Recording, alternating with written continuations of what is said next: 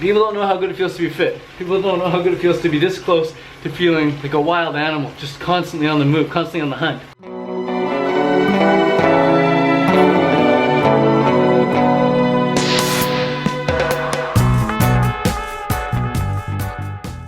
I see a lot of people coming into the fitness lifestyle for the wrong reasons. They're coming into it for the results. People want to bike up the hills, people want to do their push-ups, people want to do their sit-ups so that they can have abs and lean legs and a thigh gap. But the truth of the matter is, you're never going to see the results because the results come so slowly.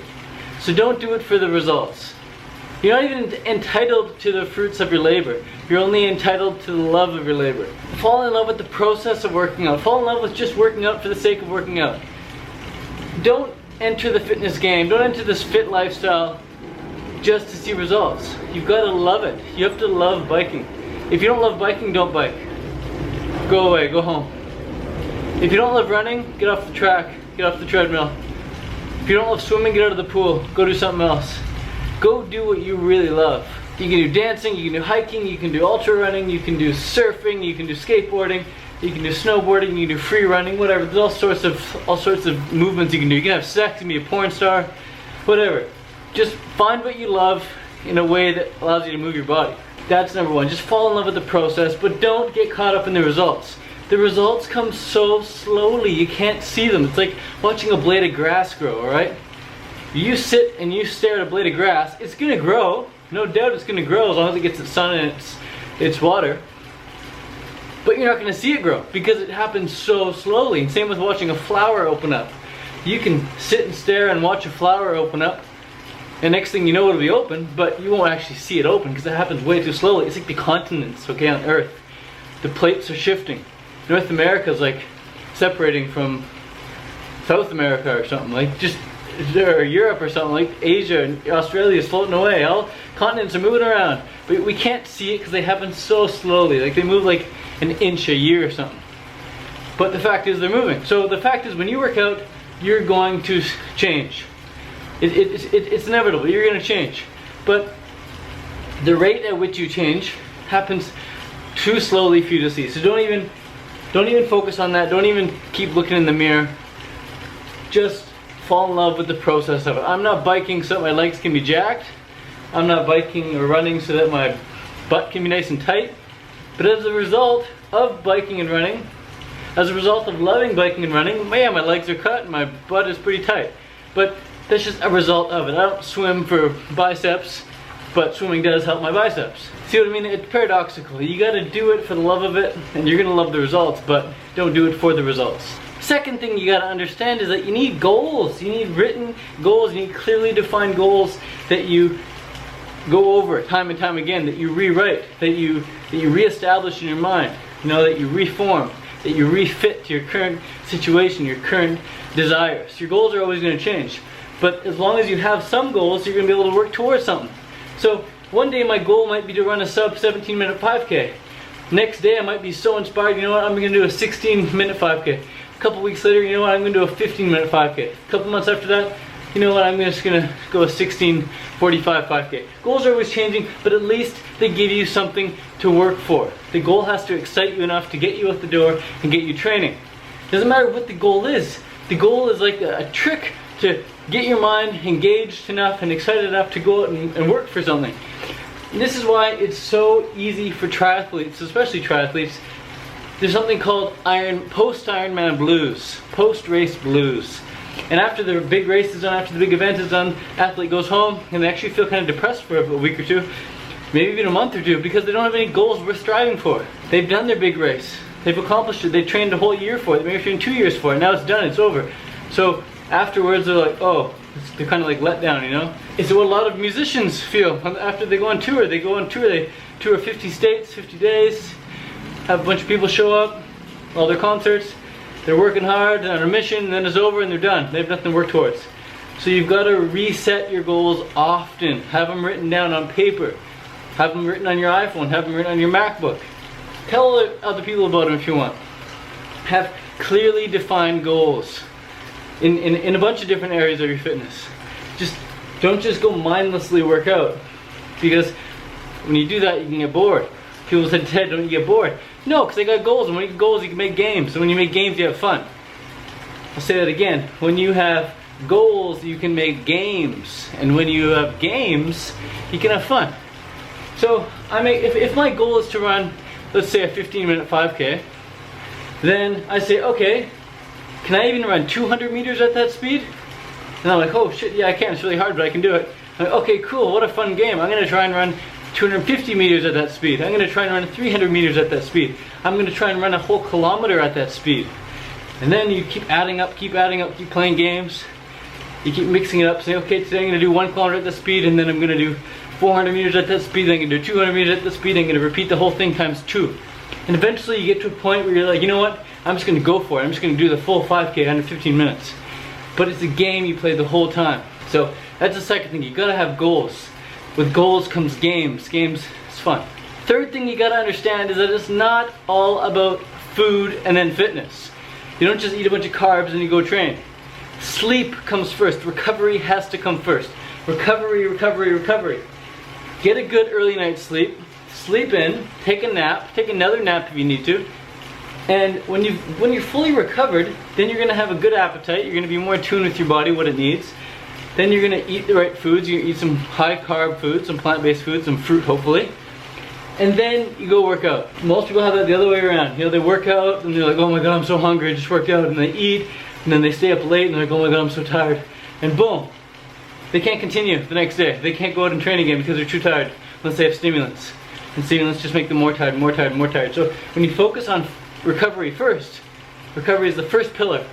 You focus on getting enough sleep first, then focus on food, then focus on your fitness. Eating helps your recovery, but sleeping helps more. Sleeping helps more. Sleeping is the ultimate healer. The fourth thing I think is really important to understand about fitness is that you're not going to be happy when you hit a PB. You're not going to be happy when you get six-pack abs, and you're not going to be happy when you can do 100 squats under 2 minutes. Unless you can be happy now. If you can be happy now, you can be happy at any time. It's a really cool thing about happiness is that happiness doesn't result from anything other than feeling grateful in the moment. And whose choice is it to feel grateful in the moment? Yours, right now. You can feel grateful right now. I feel happy as hell right now. Yeah, riding my bike indoor trainer in Thailand, Chiang Mai, where dreams come true, making YouTube videos for 1,000 people to see. Wow, happy about that. You can just find certain things to be happy about now. If I go and win this race, you know what I might feel when I cross the finish line? I might feel empty. I might feel like, oh wow, is this all there is? Is that all there is? So I've done happened many times where I cross the finish line and I get a PB in the workout, and I'm almost in tears because I'm so happy I PB'd. I finally broke the 4-minute kilometer. You know, I finally ran a sub 25K, whatever. I'm so happy, I'm in tears because I pushed so hard to make it. And other times, I push so hard to make it, get under my PB, and immediately I think, how can I go faster next time? What do I gotta do to go faster? What was my weak point there? How can I go faster? How can I improve? No sense of like soaking it in at all. I just on to the next thing, on to the next thing. So don't think that when you get six-pack abs you're gonna be happy. Don't think when you drop down to 60 kilos you're gonna be happy. Don't think when you lose 100 pounds you'll be happy, or when you can run a sub 20-minute 5K you're happy, unless you can be happy now. Don't move on unless you can learn to be happy now. If you're seeking happiness elsewhere other than the present moment, you're gonna be in for a long search. You're just gonna be like chasing your tail. Like just, fuck man, learn to be happy now. So all I gotta say, you're not gonna find it in your achievements of your goals. You're not going to find it in success. Happiness comes now regardless of everything else.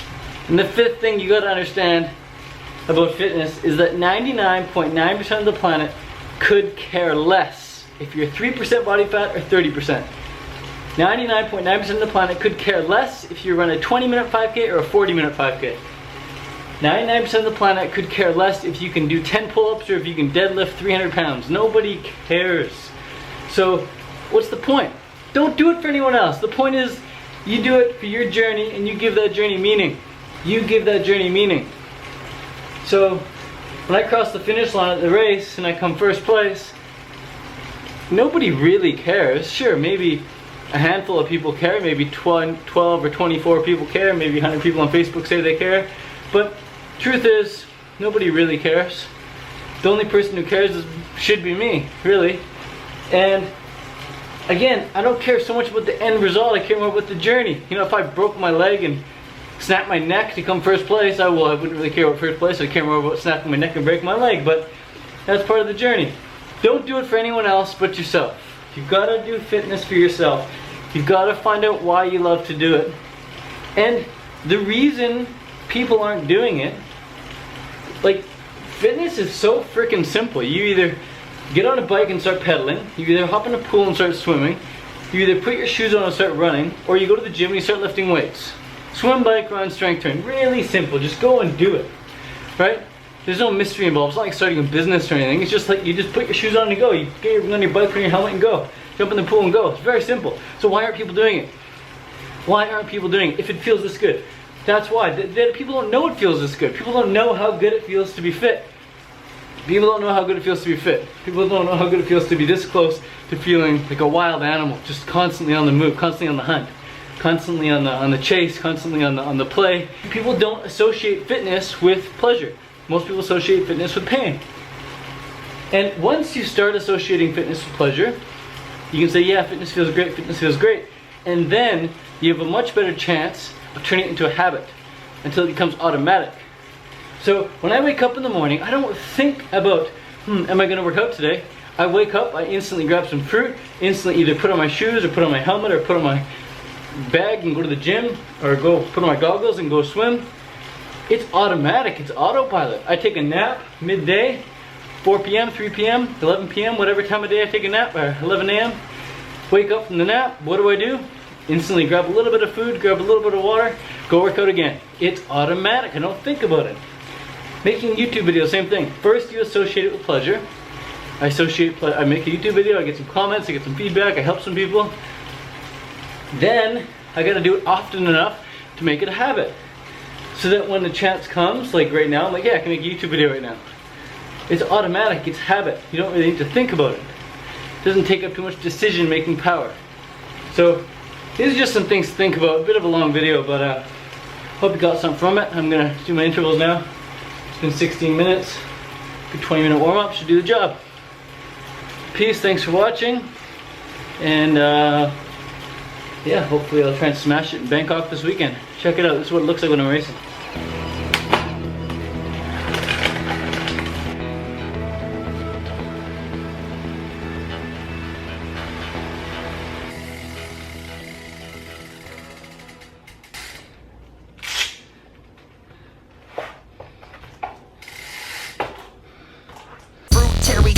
Living lifestyle, learn about the benefits and start now.